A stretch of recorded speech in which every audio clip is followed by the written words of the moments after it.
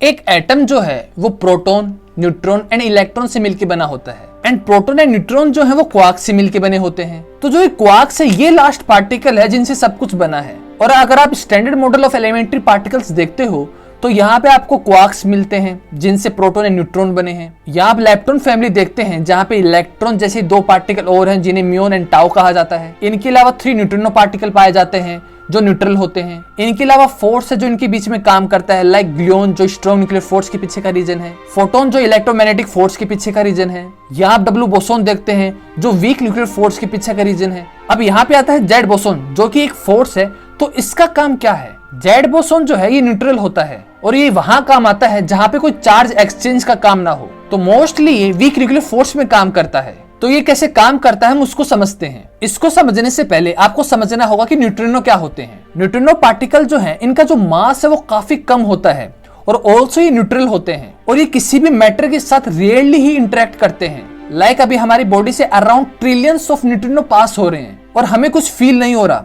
क्योंकि न्यूट्रिनो जो है वो रेयरली किसी मैटर के साथ इंटरेक्ट करते हैं। और जब कभी कोई न्यूट्रिनो किसी मैटर के साथ इंटरेक्ट करता है तो वो मोस्टली किसी एटम के न्यूक्लियस से करेगा या उसके इलेक्ट्रॉन से करेगा। तो मान लेते हैं कि जो न्यूट्रिनो है वो हाइड्रोजन की इलेक्ट्रॉन से कोलाइड किया। तो जब न्यूट्रिनो इलेक्ट्रॉन से कोलाइड करता है तो इलेक्ट्रॉन की पोजीशन में चेंज आएगा एंड ऑल्सो जो न्यूट्रिनो है उसकी भी डायरेक्शन चेंज हो जाएगी। तो जब न्यूट्रिनो एंड इलेक्ट्रॉन आपस में कोलाइड करने वाले होते हैं तो इनके बीच में जो फोर्स काम करता है वो करता है जेड बोसोन। तो जेड बोसोन जो फोर्स है वो न्यूट्रल है, मतलब जब न्यूट्रिनो इलेक्ट्रॉन से कोलाइड करता है तो ये आपस में अपना चार्ज एक्सचेंज नहीं करते हैं, बस दोनों की पोजीशन एंड मोमेंटम चेंज होता है। जेड बोसोन जो है उसमें मास भी होता है, तो जैसे ही उसका फोर्स वाला काम पूरा होता है वो वैसे ही दूसरे पार्टिकल में कन्वर्ट हो जाता है। लाइक जेड बोसोन का काम पूरा होने के बाद वो इलेक्ट्रॉन एंड पॉजिट्रॉन की पेयर में कन्वर्ट हो जाएगा। इसके अलावा और भी पेयर होते हैं लाइक क्वार्क, एंटी क्वार्क के। तो जेड बोसोन किसी भी पेयर में कन्वर्ट होकर गायब हो जाता है।